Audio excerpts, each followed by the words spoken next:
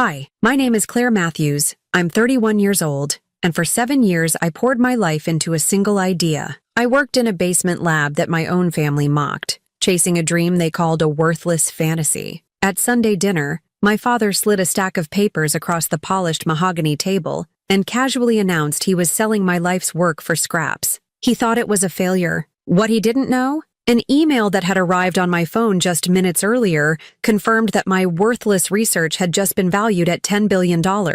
Before I tell you how everything flipped, like and subscribe and drop a comment to let me know where you're watching from. At Sunday dinner, my father casually announced he was selling my research, the quantum algorithm I'd worked on for 7 years. He thought it was worthless. But what he didn't know? That worthless idea had just been valued at $10 billion. The drive to my parents' estate was always accompanied by a familiar, sinking feeling in the pit of my stomach. It was a 45-minute journey from my small, functional apartment in the city to their sprawling mansion in the Greenbelt suburbs, and every mile felt like a deliberate stripping away of my own identity. I would leave my world of logic, data, and quiet focus and enter theirs, a world of unspoken rules, performative success, and suffocating expectations. By the time I turned onto the long, winding driveway, flanked by ancient oak trees and perfectly manicured lawns, I no longer felt like Dr. Claire Matthews, a quantum physicist on the verge of a breakthrough. I was just Claire, the quiet one,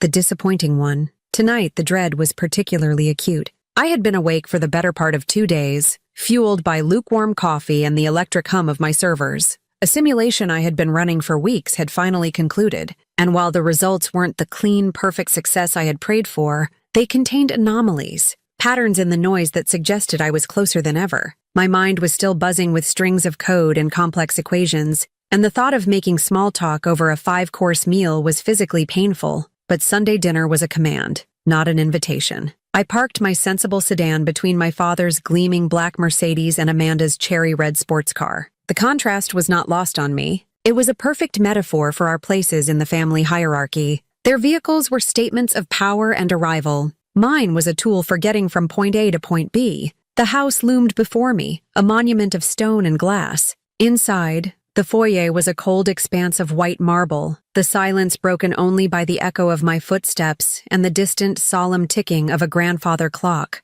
A stern-faced portrait of my grandfather, the original founder of Parker Innovations, stared down at me from above the sweeping staircase. He had been an engineer, a brilliant inventor who had built the company on a foundation of genuine innovation. I often wondered what he would think of what it had become, or of me. I found my family in the formal dining room, a space so grand and imposing it felt less like a room for eating and more like a chamber for passing judgment. A colossal mahogany table, polished to a mirror shine, dominated the space. Above it, a crystal chandelier scattered fractured light across the silver and porcelain place settings. The air, as always, smelled of lemon polish and the faint, sweet scent of the lilies my mother insisted on having fresh cut daily. It was the smell of sterile wealth. They were already seated, my father at the head of the table, a king upon his throne. My mother, Eleanor, sat to his right, a portrait of aristocratic composure in a silk blouse, her posture ramrod straight. Opposite her, my younger sister Amanda was a vision in shimmering silver, scrolling through her phone with an air of bored elegance. She glanced up as I entered, her perfectly glossed lips curling into a smile that didn't reach her eyes. "Claire, you made it," she said, her tone implying she was surprised I had managed to tear myself away from my basement. "I'm here," I said, taking my usual seat, the one halfway down the table that felt like emotional Siberia. "You look tired." "Dear," my mother noted, her gaze sweeping over my simple black dress and the way I'd hastily tied my hair back. It wasn't a statement of concern. It was a critique. "You haven't made an effort. Long week at the lab," I murmured, unfolding my napkin onto my lap. The dinner began, served by a silent housekeeper who moved with practiced invisibility. The conversation, as it always did, orbited around the twin sons of my father's business and Amanda's glittering social and professional life. We heard about a new contract Amanda had secured, a strategic partnership she had brilliantly negotiated. My father listened with a proud, approving nod, interjecting with questions that showed his deep engagement in her work. "And the profit margin on the Harrison deal?" he asked. 28% after accounting for distribution costs," Amanda replied smoothly. "I managed to upsell them on the premium service package." "Excellent. That's my girl." He beamed. They spoke a language I understood intellectually but could not participate in. My world was one of theories and possibilities, of chasing ideas that had no immediate market value. I had nothing to contribute about profit margins or service packages. When the conversation briefly turned to me, it was with a palpable shift in tone. "So, Claire," my father said, turning his attention to me for the first time. "Still tinkering with that quantum thing?" He always called it that. "That quantum thing?" As if it were a quaint hobby, like building ships in a bottle. 7 years of my life, the entire focus of my academic and professional career, reduced to a vague, dismissive phrase. "It's an algorithm for achieving quantum stability in complex systems." I corrected him gently, knowing it was pointless. "And yes, I'm making progress." Amanda laughed, a light tinkling sound that grated on my nerves. "Are you? Because the last quarterly report I saw listed your project under miscellaneous R&D expenses. It was a very long number, Dad. Lots of zeros." My face burned. She knew exactly how to wound me, by framing my work not as an investment in the future, but as a financial drain on the present. She was reminding our father that I cost the company money, while she made it. "Innovation requires investment, Amanda," I said, my voice tighter than I intended. "Of course," she conceded, waving a dismissive hand. "But for how long? Eventually, an investment needs to see a return. Otherwise, it's just a loss." The word hung in the air between us. Loss. It was a word my father understood, and it was the perfect setup for him. He cleared his throat, a sound that cut through the remaining tension and commanded absolute silence. He set down his fork and knife with meticulous precision, framing his empty plate. His gaze, cool and appraising, moved from Amanda to me. "Amanda is right," he said, his voice devoid of any emotion. "A business cannot carry a loss indefinitely, which is why we've made a decision regarding the company's research and development budget." He paused, letting the weight of his words settle. "Specifically, your project." A sudden cold dread washed over me, displacing the fatigue. This was it. I straightened in my chair, my hands clenching into fists in my lap. My mind raced. Was he cutting my funding? Demanding more immediate results? My thoughts were a chaotic jumble of hope and fear. Maybe, just maybe, he was about to approve the new equipment I needed. Maybe this was his way of telling me to prove the value Amanda was questioning. "We've decided to cut our losses," he said. The 4 words landed like stones, each one a dead weight on my heart. There was no ambiguity, no room for misunderstanding. It was over. He reached down beside his chair, retrieving a handsome leather briefcase. The clicks of the latches opening were loud and final in the silent room. He produced a blue folder, thick with papers, and slid it down the table's mirrored surface. It moved with an eerie, silent grace, a vessel carrying the verdict of my professional life, coming to a stop just inches from my water glass. An asset transfer agreement. A surrender. Amanda let out a soft, satisfied sigh, the sound of a long-held annoyance finally being resolved. She leaned forward, her eyes glittering with a triumphant fire, and fixed me with a look of pure, condescending pity. Her smirk was a weapon, sharp and cruel. "Oh, thank God," she declared, her voice loud in the cavernous room. "Finally, that dusty basement project won't be embarrassing us at investor meetings anymore." Her words hit me harder than my father's. He had delivered the business decision. She had delivered the personal condemnation. Embarrassing. My life's work, my passion, the very core of who I was an embarrassment to her. The carefully constructed wall I maintained during these dinners began to crumble. The room felt like it was tilting, the chandelier's light blurring into a painful glare. My heart didn't just ache. It felt like it was being physically crushed in my chest. 7 years of relentless work, of believing that if I just tried hard enough, if I just proved the science, he would finally see me. He would finally be proud. But I had been wrong. I had been a fool. To him, I was nothing more than a failed investment, a number on a spreadsheet to be written off. In that moment, staring at the blue folder that held the end of my dreams, I had never felt so utterly and completely alone. A thick, suffocating silence descended upon the table in the wake of my father's verdict. It was a silence filled with everything that had never been said, a testament to years of unspoken resentments and established hierarchies. I felt their collective gaze upon me, an unbearable weight of judgment. My father's cool and final, Amanda's sharp with unconcealed glee, and my mother's, which was somehow the most devastating. It was a look of profound, almost theatrical disappointment, as if my failure was a personal affront to her. "Darling, it's for the best," my mother, Eleanor, finally said, breaking the silence. Her voice was as smooth and placid as a calm lake, but beneath the surface, there were dangerous currents. She reached across the table, her perfectly manicured fingers, adorned with a formidable diamond, making a minute adjustment to a salt shaker, aligning it with the pepper mill. It was a classic Eleanor move, avoiding any real contact while asserting control over the environment. Frankly, this has gone on long enough. It's time you stop chasing these fantasies. The word was a deliberate insult, chosen to diminish and infantilize me. She had never once set foot in my lab. She had never asked a single intelligent question about my work. She had no concept of quantum mechanics, of the elegant, beautiful mathematics that underpinned my research. To her, it was all just a childish game, a messy, incomprehensible hobby that kept me from pursuing what she considered to be a woman's real work, securing a suitable husband and producing heirs to the Parker dynasty. Your father has been more than patient. Claire, she continued, her voice gaining a steely edge, he has poured hundreds of thousands of dollars into that place downstairs. Most fathers would have put a stop to it years ago. You're almost 32. Amanda was a vice president at your age. She was married. She brings real, tangible value to this family. You just play with equations in the dark. The comparison was as old as it was painful. Amanda, the shining star. Claire, the black hole. Amanda, who brought value.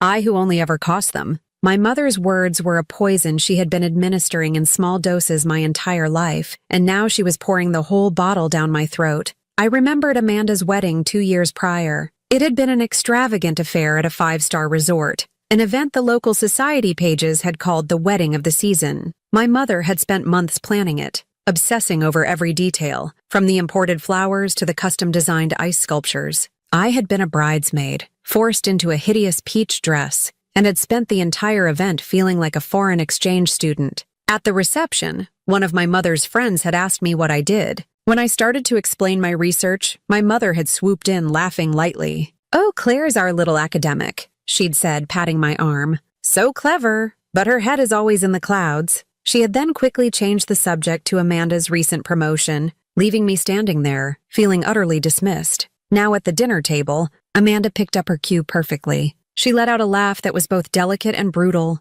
"To practicality," she announced, raising her champagne flute in a mock toast. Her eyes, cold and blue like chips of ice, were locked on mine. "And a huge thank you to Global Tech Solutions for taking this mess off our hands. I have to say, Dad," she added, turning to him with a conspiratorial smile, "I was the one who brokered the deal. They initially offered nothing, said the IP was too theoretical to be of any use. I managed to convince them that the lab equipment alone was worth something. This was a new, vicious twist. She had been the architect of my demise. I framed it as a strategic acquisition of niche R&D assets," she continued, clearly proud of her corporate jargon. "I told them it was a bargain. $2 million is more than your work deserves, Claire. Honestly, I'm surprised I got them that high. You should be thanking me. I cleaned up your mess." Thanking her? The audacity of it stole my breath. $2 million.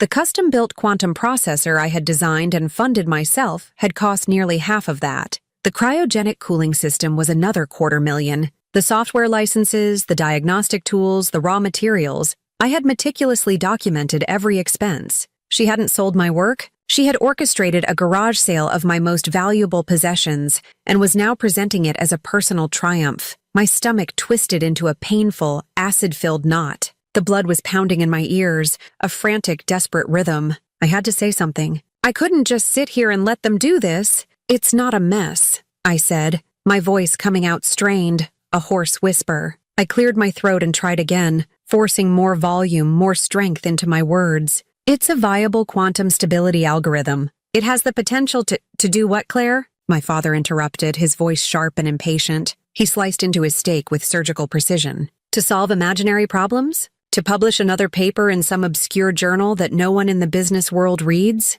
I run a multi-billion-dollar technology company. We deal in products, not hypotheticals. We sell things people can buy, things that generate revenue. Your project has not generated $1 single of revenue in 7 years. It has only cost. It is, by every business metric that exists, a failure. Science doesn't always have an immediate ROI," I argued, my voice trembling slightly. The transistor was a theoretical concept before it became the foundation of modern electronics. GPS came from relativity theory. This is how foundational breakthroughs happen. It takes time. "I don't have time," he shot back, pointing his fork at me. "I have a board of directors and shareholders to answer to, and I will not have them questioning why I am running a charity for my daughter's academic whims out of the company basement." Whims. The word was so dismissive, so belittling, it made me feel sick. These weren't whims. This was my life. I looked from his angry, implacable face to my mother's cold disapproval, to Amanda's smug satisfaction. It was 3 against 1. They had built a fortress of their own beliefs, and there was no way for me to get through. They saw me as a child, and nothing I could say would change their minds. The humiliation was a physical thing, a hot, suffocating blanket. They had stripped me of my dignity, belittled my life's work, and were now demanding my signature as the final act of my surrender. My own family had become my executioners, and they were smiling as they sharpened the axe. The fork in my hand felt impossibly heavy, a dead weight I no longer had the strength to lift. I placed it gently on the edge of my plate, next to the perfectly cooked meal that I knew I would not be able to eat. The scent of rosemary and garlic from the roast lamb, which had smelled so appealing just an hour ago, now turned my stomach. Every nerve in my body was screaming, a silent, high-pitched wail of despair. I focused on a single point on the white tablecloth, a tiny, almost invisible imperfection in the weave, trying to anchor myself as the world spun around me.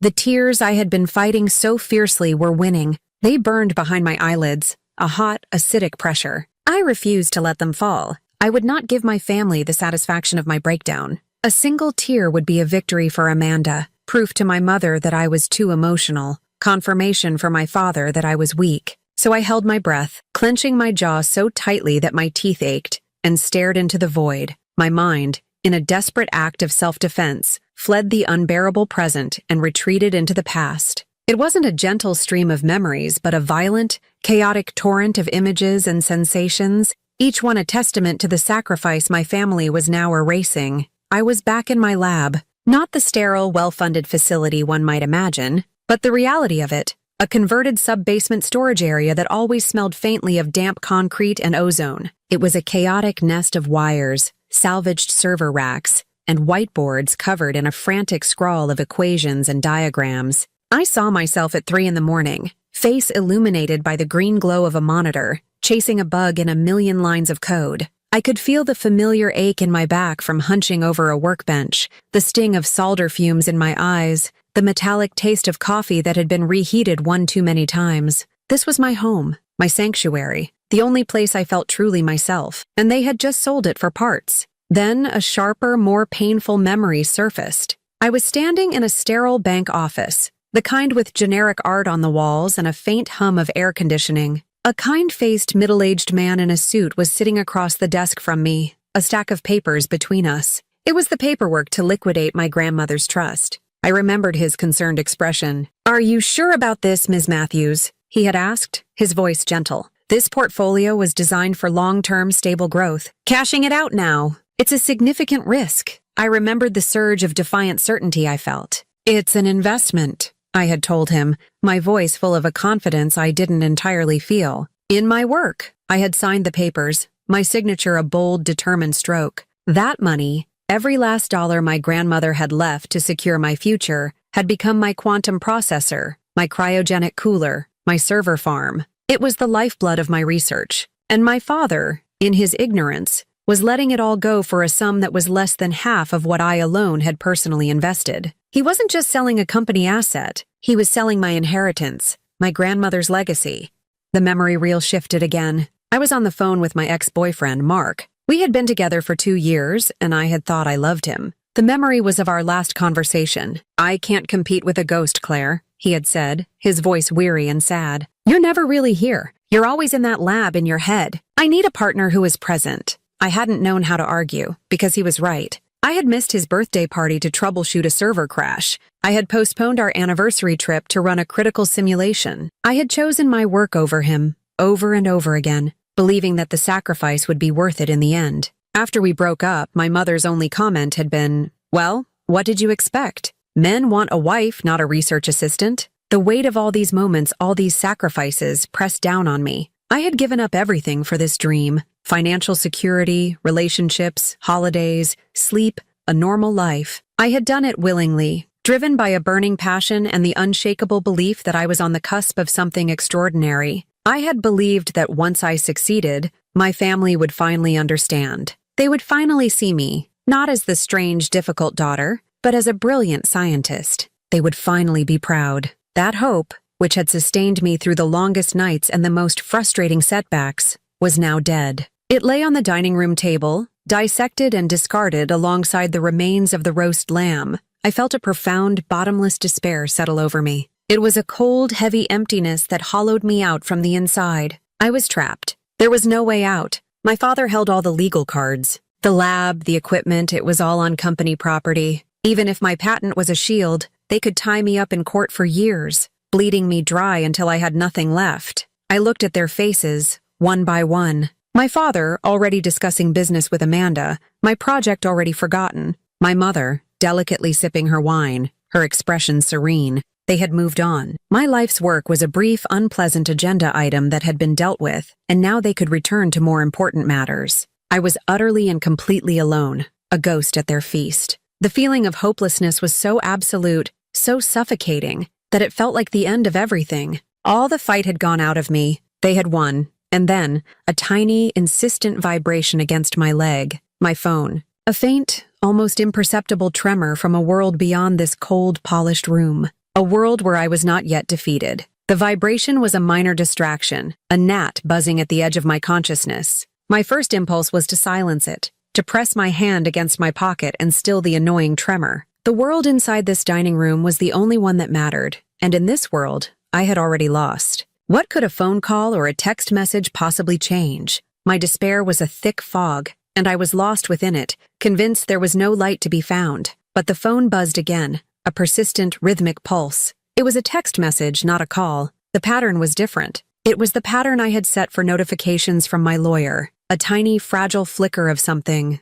not hope, but curiosity, pierced through the fog. My lawyer, Ben Carter, was a cautious, methodical man who rarely sent texts unless it was time-sensitive. He knew I was at the family dinner from hell. I had texted him earlier in the day, half joking that I might need him to post my bail later. With movements that felt slow and heavy, as if I were moving underwater, I slid my hand from my lap and discreetly pulled the phone from my pocket. I kept it low, shielded from view by the tablecloth, my body angled away from the others. My father and Amanda were deep in a discussion about quarterly earnings, and my mother was instructing the housekeeper about dessert. No one was paying any attention to me. For once, their neglect was a gift. My thumb, slick with a cold sweat, fumbled with the passcode before the screen unlocked. The bright light was jarring, an intrusion of modern technology into this mausoleum of old money. I squinted, my eyes adjusting. There were several notifications, a cascade of events that had occurred while I was sitting here,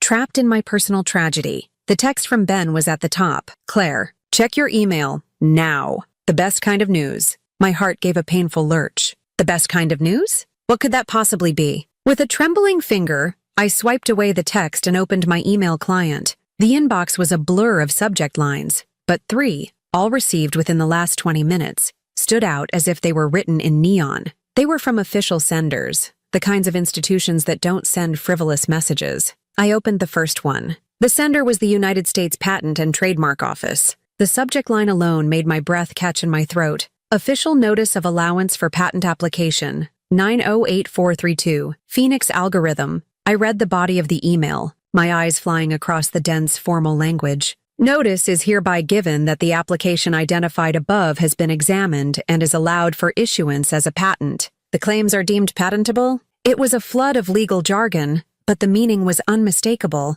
They had approved it. My patent. The one I had filed secretly, on my own, for the core mathematical framework of my algorithm. The one that I had based on theoretical work I had completed years ago, on my own time, using my own resources, long before I ever set foot in the Parker Innovations basement. I had done it as a desperate act of self-preservation, a legal firewall to protect the soul of my work from my father's corporate ownership clauses. My lawyer had told me it was a long shot, that it could be contested, that it would likely languish in a review queue for years. But it hadn't, it was approved. It was real, and it was mine. A tiny spark of light ignited in the darkness. Before I could even absorb the monumental significance of this, I saw the second email. It had arrived just a few minutes after the first. The sender was a name I deeply respected, the National Science Foundation, Office of Advanced Research. Subject: Congratulations. Granting of breakthrough status designation for QSA 908432. My hand flew to my mouth to stifle a gasp. Breakthrough status.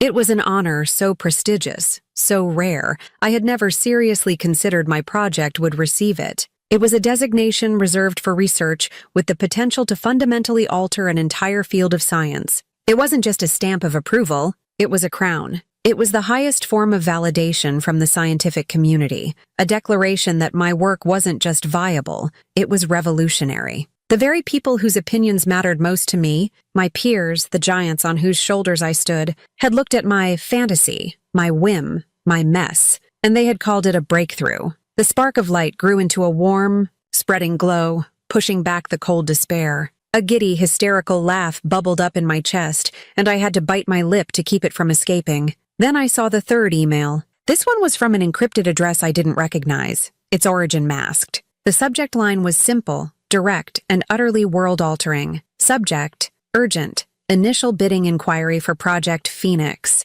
My fingers shook as I tapped it open. The email was short, professional, and stripped of all pleasantries. Ms. Matthews, we represent a consortium of interested technology firms. We have been monitoring the progress of your patent application. Following its official approval and the NSF's breakthrough status designation, we are authorized to open preliminary bidding for the exclusive licensing rights to the Phoenix algorithm. Our initial, confidential offer stands at $3.7 billion USD. We are aware of a competing preliminary offer from Google's deep learning division rumored to be in the $5 billion range. We are prepared to exceed that. Please advise on how you wish to proceed. A secure line for communication will be established upon your confirmation. I read it once, then a second time. My brain refused to process the number. 3.7 billion, $5 billion.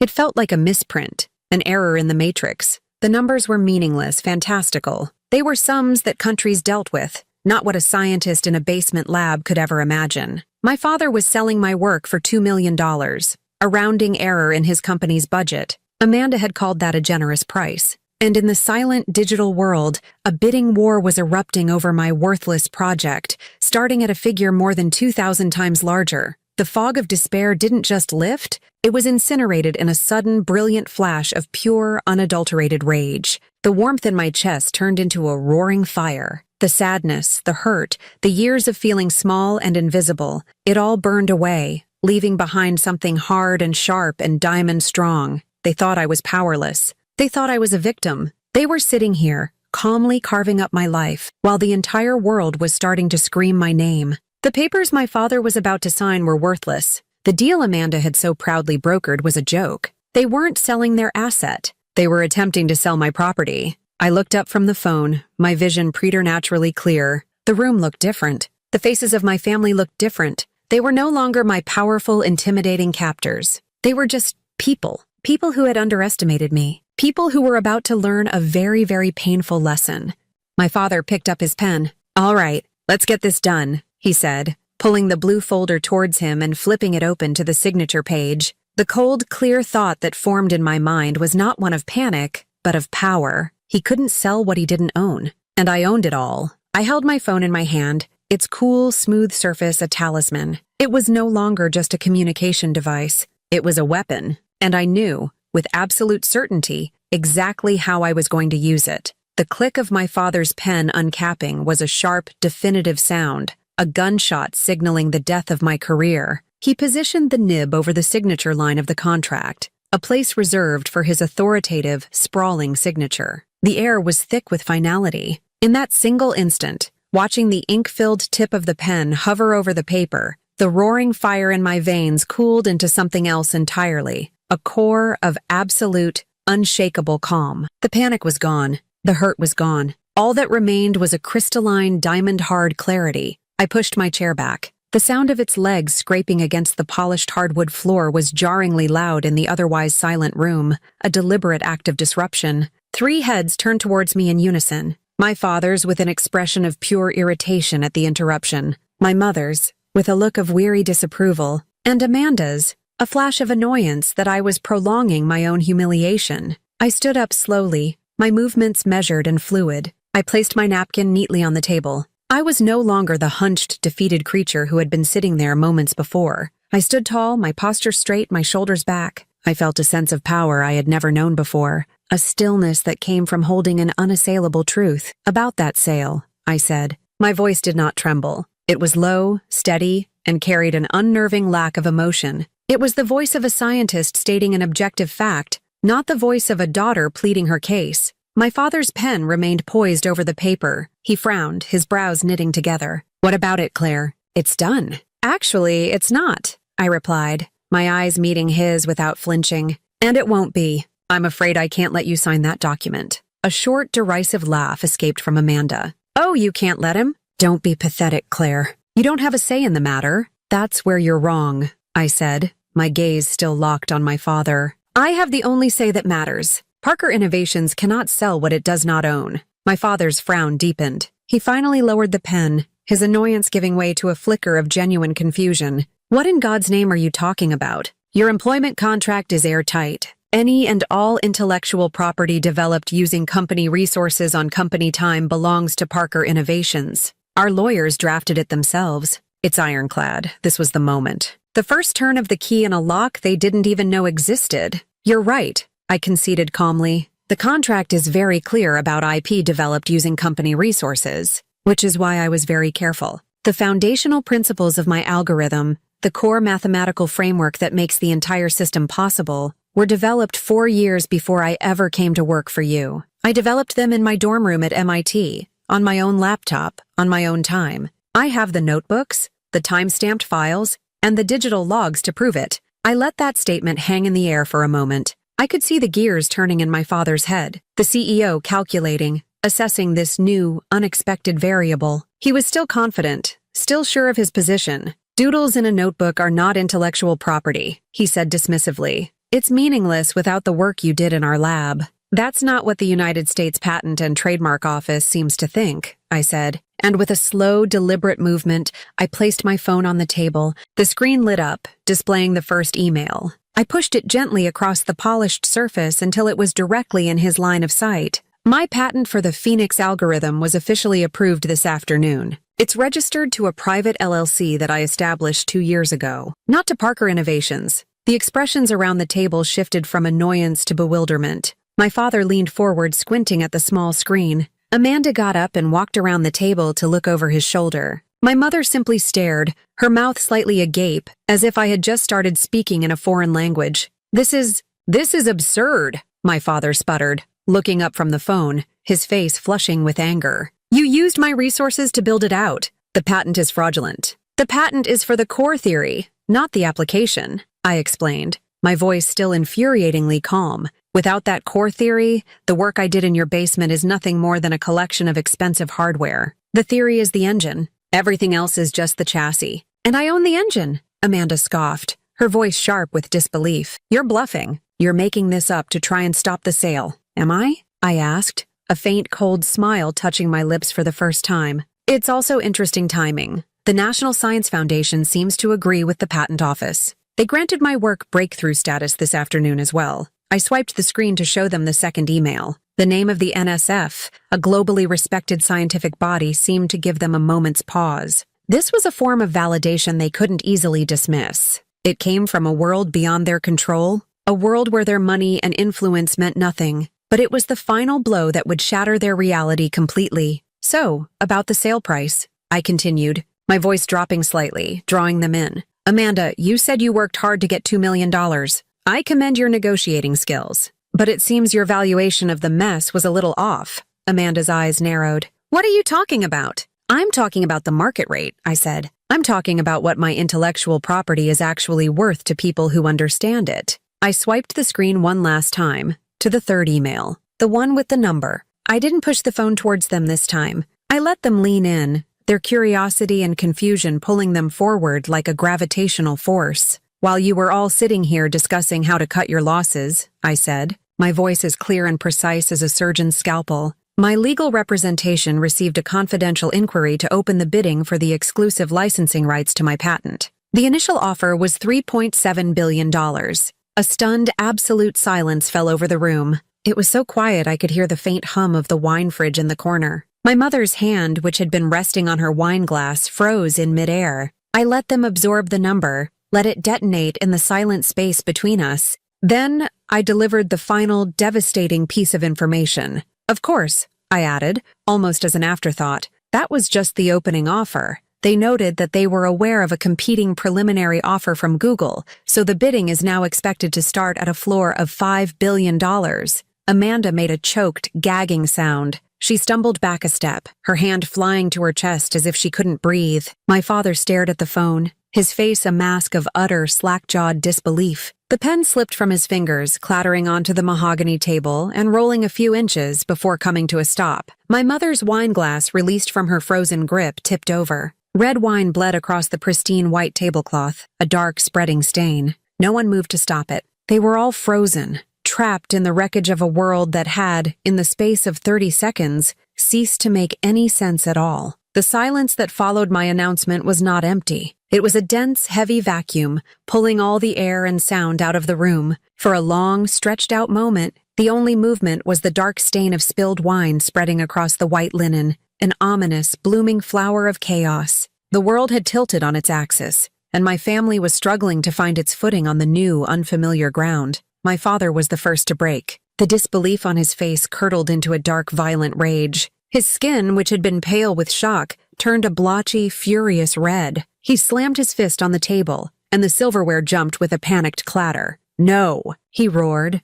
the sound echoing in the cavernous room. He lunged across the table, not for the papers but for my phone. "This is a lie, a trick! Let me see that!" I calmly picked up my phone an instant before his fingers could close around it and slipped it into my pocket. "There's nothing more to see," I said, my voice level. "It's a simple statement of fact." "Fact?" he bellowed, his composure completely shattered. He was no longer the collected CEO, but a cornered animal. "You have been using my company's resources. My money, my lab. You are an employee. What you have is mine. You have stolen from me." "I haven't stolen anything," I replied, my calmness a stark contrast to his fury. "I've just protected what was always mine to begin with, the ideas. You can't own a person's ideas, Dad. You can only own the application of them. And you were about to sell that for less than it cost to run the lab for a single year." Amanda, recovering from her initial shock, found her voice. But it wasn't her usual smooth, condescending tone. It was a raw, shrill shriek of pure, unadulterated fury and envy.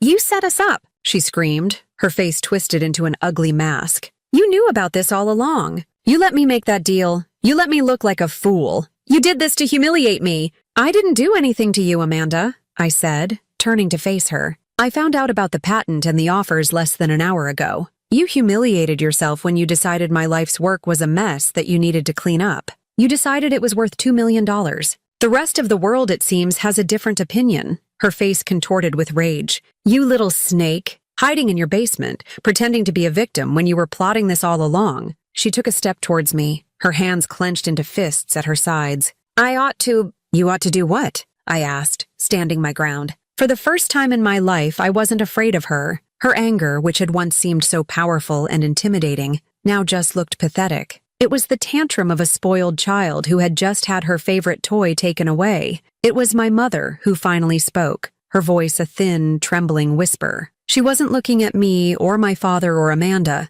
She was staring at the red stain on the tablecloth, as if it were the only thing she could comprehend in this new, terrifying reality. $5 billion? She whispered to herself, the number sounding obscene and impossible on her lips. She finally lifted her head and her eyes met mine. There was no anger in them, no pride. There was only a profound, dizzying confusion and something else, fear. She was looking at me as if I were a complete stranger, a creature of immense and unknowable power that had inexplicably appeared at her dinner table. The daughter she thought she knew, the quiet, nerdy, unsuccessful one, was gone. In her place was someone who commanded figures that were beyond her wildest imagination. "How?" she breathed. "How is this possible, Claire?" "It's possible because I worked for it," I said simply. "I worked every single day for 7 years. I sacrificed, and I focused, and I believed in what I was doing, even when none of you did." I looked around the room, at the chaos that had erupted. My father was still breathing heavily, his face a thundercloud of fury. Amanda was glaring at me, her eyes filled with a venomous hatred. My mother looked lost, adrift in a sea of numbers she couldn't grasp. This was my family. And in this moment of my greatest triumph, all I could feel was a profound and hollow sadness. This wasn't a victory. It was a confirmation of a truth I had long suspected. I was utterly and completely on my own. I turned and walked towards the hall, my movements deliberate and unhurried. I picked up my laptop bag from the chair where I had left it. It was heavy, filled with my notebooks, my hard drives, my life's work. "Where do you think you're going?" my father demanded, his voice a low growl. I paused at the threshold of the dining room, looking back at the scene of devastation. The beautiful meal, now cold and forgotten. The spilled wine, a dark wound on the pristine table, the shattered illusions of my family. "I'm going back to my lab," I said. "I have a lot of work to do." I then turned to my father, my expression unreadable. "You dismissed me as a failure. You tried to sell my dream for pennies. You told me I was a loss to be cut." I paused, letting my final words land with the full weight of their new reality. Turns out the world disagrees. And with that, I walked away. I didn't run. I didn't slam the door. I walked calmly through the cold marble foyer, past the disapproving portrait of my grandfather, and out into the cool, clean night air. The sounds of their shouting, a chaotic symphony of rage, accusation, and disbelief, faded behind me. The heavy oak door clicked shut, a final quiet severing of the world I had known. For the first time, leaving my family home didn't feel like a retreat. It felt like an escape. It felt like freedom. The days that followed the disastrous Sunday dinner were a blur of adrenaline, caffeine, and legal strategy. The chaos I had left behind in the dining room did not stay there. It radiated outwards, creating shockwaves that I had to navigate with precision and care. My family, accustomed to solving every problem with anger, influence, and money, deployed their entire arsenal. I received a barrage of furious voicemails from my father,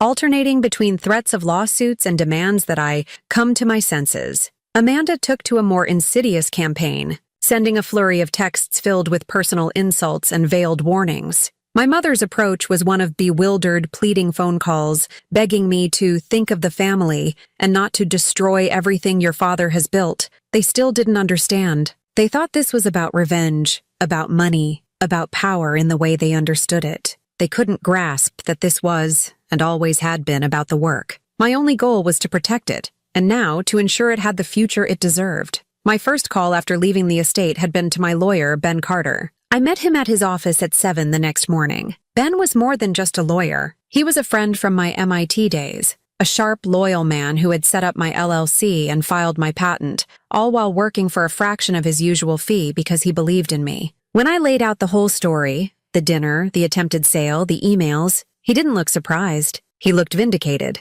"I knew it," he said, a slow, triumphant smile spreading across his face. "I told you that Founder's Clause was a stick of dynamite waiting for a match." He was referring to a section he had discovered deep within the original bylaws of Parker Innovations, a document written by my grandfather 60 years ago. My grandfather, a brilliant but cautious man, had always feared that his business-minded son, my father, would one day prioritize short-term profits over long-term game-changing innovation. So, he had embedded a clause, a piece of legal poetry that everyone had either forgotten or dismissed as irrelevant. The clause stated that if any employee of Parker Innovations was the primary inventor on a patent that was independently designated as having breakthrough status by a major scientific body like the NSF, that inventor would automatically be granted a controlling interest in the company. The transfer of equity was to be immediate and irrevocable. It was an extraordinary, almost fantastical provision, designed to ensure that true genius could never be voted down or sold off by a risk-averse board of directors.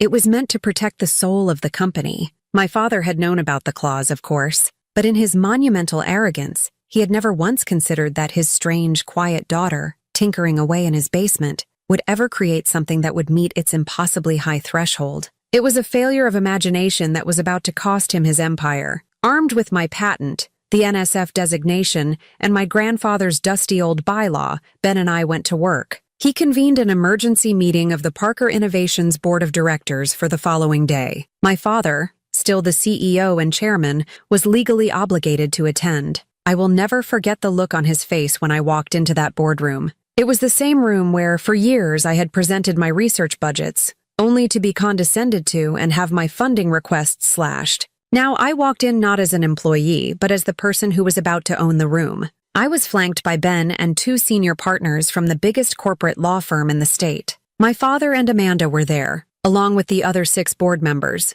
all of them men my father had appointed, all of them his loyal allies. They looked at me with a mixture of confusion and contempt. My father, attempting to seize control, started the meeting by announcing that he was firing me for insubordination and intended to sue me for intellectual property theft. He was still speaking when Ben calmly placed a set of bound documents in front of each board member. Before we proceed, Ben said, his voice ringing with authority, I would like to direct the board's attention to Article 7, Section 4 of the Corporate Bylaws. A confused murmur went through the room as the board members flipped through the documents. I watched my father's face as he read the clause. Perhaps for the first time in decades, I saw the blood drain from it. I saw his arrogant certainty crumble, replaced by a dawning, horrified understanding. Ben then presented the patent certificate and the official letter from the National Science Foundation. He laid out the case with cold, irrefutable logic. The company's own internal lawyers,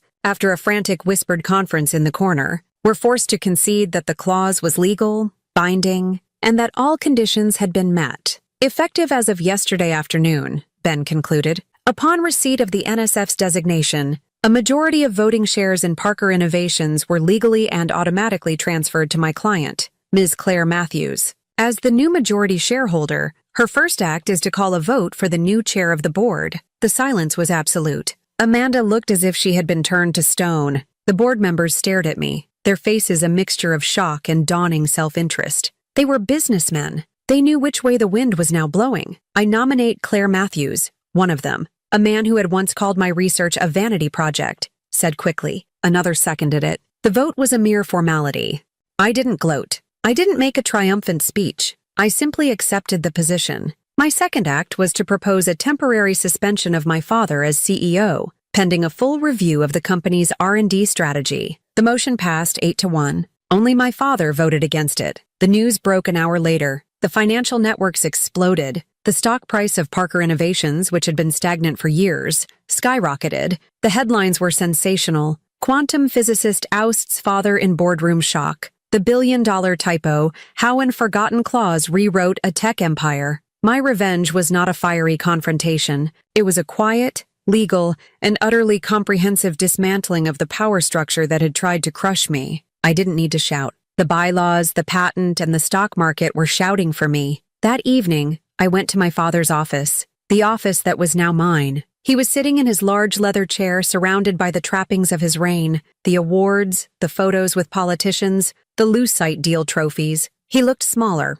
older, and utterly defeated. He didn't yell this time. Why, Claire? He asked, his voice a hoarse whisper. After everything I gave you. I stood in the doorway, my laptop bag slung over my shoulder. You didn't give me anything, Dad, I said, my voice soft but firm. You gave me a basement. You called me a loss. You tried to erase 7 years of my life because you couldn't see its value. You didn't give me a choice. He had no reply. I left him there, a king in a kingdom that was no longer his, a silent monument to his own arrogance. My revenge wasn't in his destruction, but in the quiet, undeniable proof that he had been wrong about everything. In the weeks that followed the boardroom coup, I didn't move into my father's opulent corner office. I had it cleared out. The oversized mahogany desk, the leather chairs, the self-aggrandizing awards. They were all sent to a storage facility. I replaced them with large whiteboards, comfortable chairs arranged in a collaborative circle, and a state-of-the-art coffee machine. The room was no longer a monument to one man's ego. It became the new headquarters for the Parker Innovations Advanced Research Division,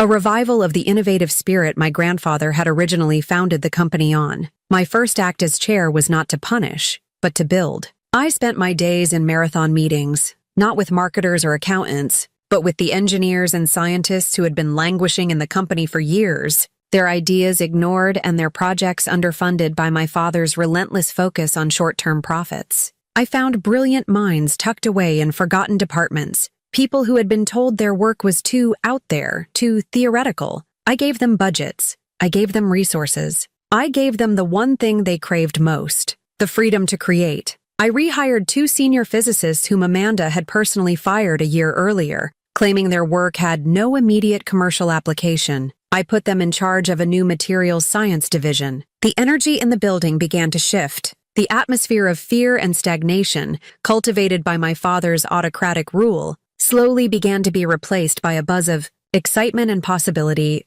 The licensing deal for my Phoenix algorithm was finalized in a landmark agreement that didn't just make me one of the wealthiest self-made women in the world. It also gave me unprecedented control over how the technology would be used. I refused offers that would have weaponized it or used it for purely financial speculation. Instead, the first major partnership I announced was with a consortium of international medical research institutes. The Phoenix algorithm, with its ability to simulate molecular interactions at a quantum level, would be used to model protein folding. It had the potential to unlock cures for diseases like Alzheimer's, Parkinson's, and certain types of cancer. The announcement made global headlines. Parker Innovations was no longer just a hardware company. It was a force for good in the world. This was my true victory. It was never about the money or the power. It was about unleashing the potential of my work, the potential that my family had been so blind to. My revenge wasn't in tearing them down. It was in building something that was so far beyond their limited imagination.